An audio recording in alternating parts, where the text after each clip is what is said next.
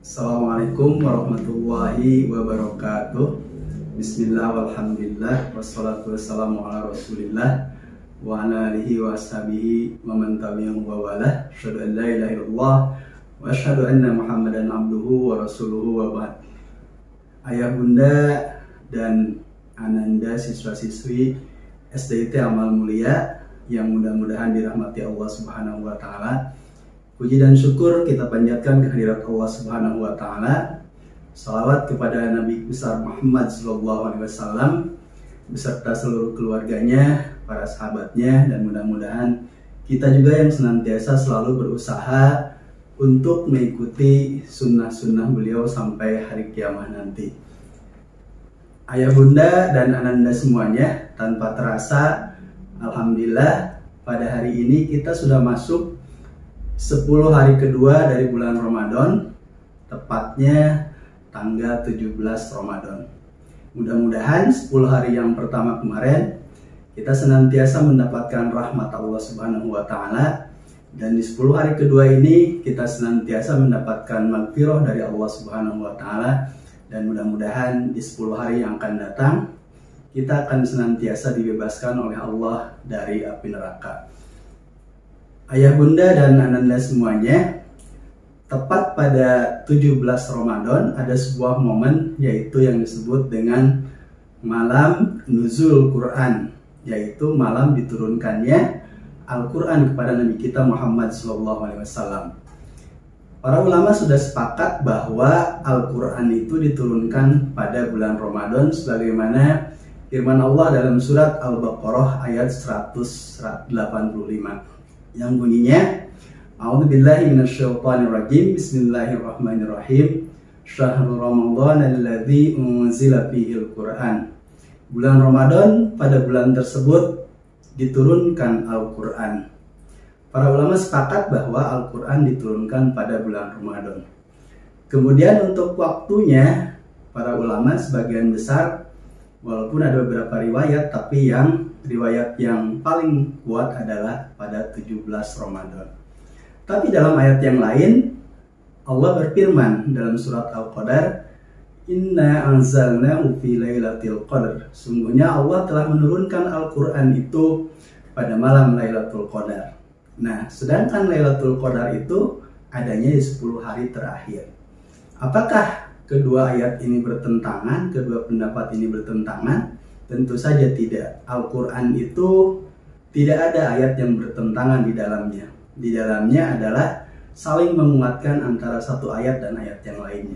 Jadi bagaimana tentang tadi Al-Quran diturunkan tanggal 17 atau pada malam Lailatul Qadar yang adanya di 10 hari terakhir? Dalam kitab Ulumul Quran, diantaranya Mabahith fi Ulumil Quran karya Manakhilul Qatan, atau pada Manahilul Irfan karya Muhammad Abdul Azim Az-Zarqani, dijelaskan ada 3 fase diturunkannya Al-Quran. Yang pertama adalah diturunkannya Al-Quran dari sisi Allah ke Lauhul Mahfuz, sebagaimana difirmankan dalam Al-Quran dalam surat Al-Buruj ayat 21 dan 22. Bal huwa Qur'anun Majid fi Lauhim Mahfuz.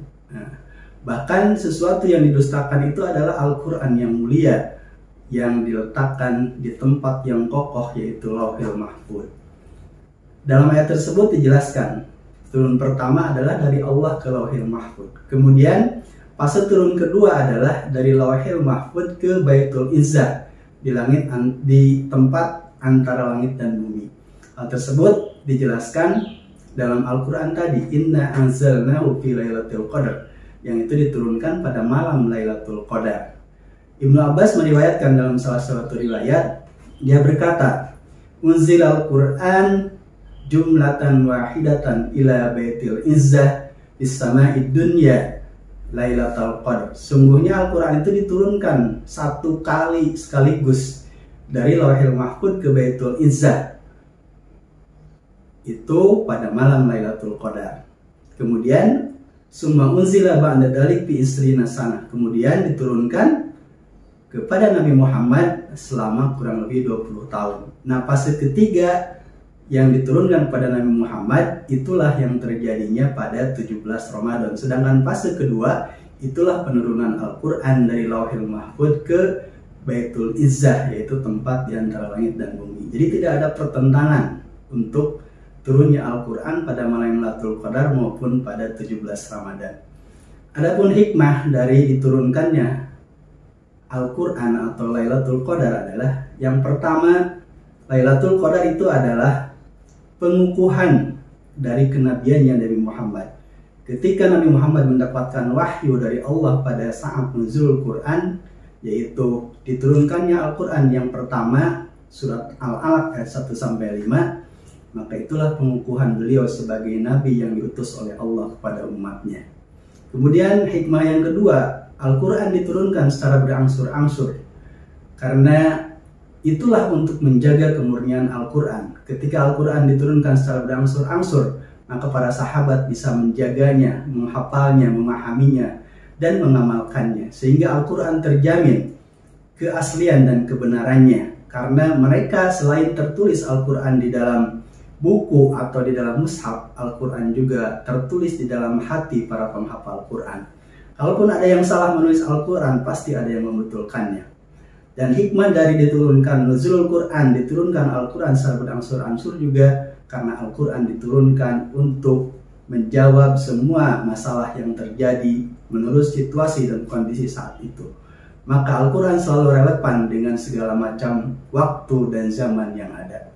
Sedangkan nuzulul Quran untuk kita semua adalah, jadikanlah momentum nuzulul Al-Quran itu sebagai masa titik kita berangkat untuk kita kembali membaca, menghafal, memahami, dan juga mengamalkan Al-Quran.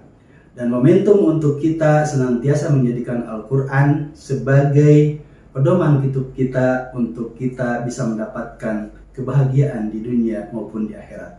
Maka di penghujung kultum ini kita selalu bermunajat kepada Allah Subhanahu wa Ta'ala. Mudah-mudahan kita menjadi ahli Quran. Mudah-mudahan Ananda yang sekarang sedang menyimak ini juga didoakan mudah-mudahan menjadi hafizah para penghafal dan penjaga Al-Quran. Dan mudah-mudahan kita selamat di dunia dan di akhirat berkat syafaat yang Al-Quran berikan kepada kita nanti. Demikian kultum singkat pada hari ini. Billahi taufiq wal hidayah wal ridha wal inayah wal afu minkum. Wassalamualaikum warahmatullahi wabarakatuh.